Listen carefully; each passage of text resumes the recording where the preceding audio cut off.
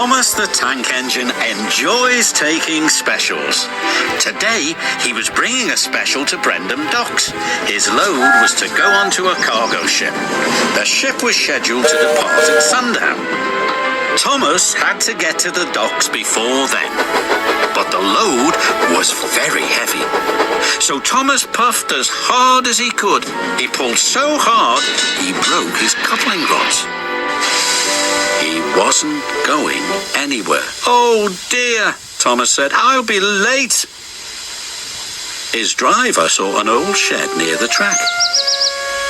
"If there's a telephone in there, I could call for help," he said. "Hurry," said Thomas, "and be careful, it looks a bit spooky." Then a voice boomed from inside the shed. "Do you mind? I'm trying to sleep." Thomas hoped it wasn't a ghost. Then his driver appeared. "Is it a ghost?" asked Thomas nervously. "It's a surprise," his driver teased. Then the fireman took some of Thomas's coal and headed off to the shed. "She could get us to the fitter's yard," his driver said. "If her boiler holds," added the fireman anxiously. What kind of surprise is that? Thomas wondered. "Thomas, meet Elizabeth," said his driver. At last the doors opened and out chuffed a dirty, grimy steam lorry.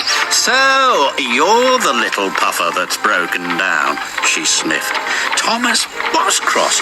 "And you're just an old Sentinel lorry," he retorted. "That would be vintage Sentinel lorry," snapped Elizabeth. "And I haven't much time to get your coupling rods."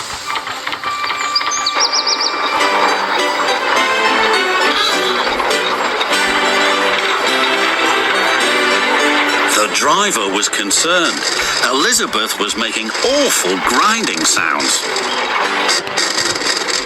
"She's not built for hills," he said anxiously. "You're losing steam," he called. "Just catching my breath," Elizabeth chuffed.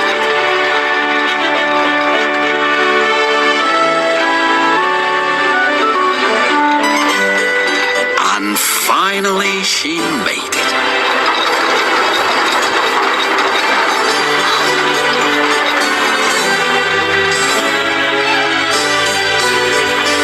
Elizabeth returned with Thomas's coupling rods. She was pleased with herself.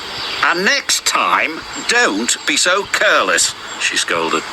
Thomas thought Elizabeth was the rudest lorry he had ever met, but he was very happy to get his new coupling rods.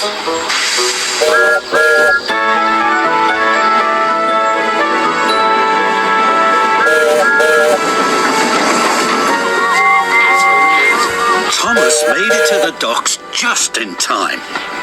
"What took you so long?" said the Fat Controller. Thomas told him about his broken coupling rods. He wanted to tell him how rude Elizabeth had been when she rolled up.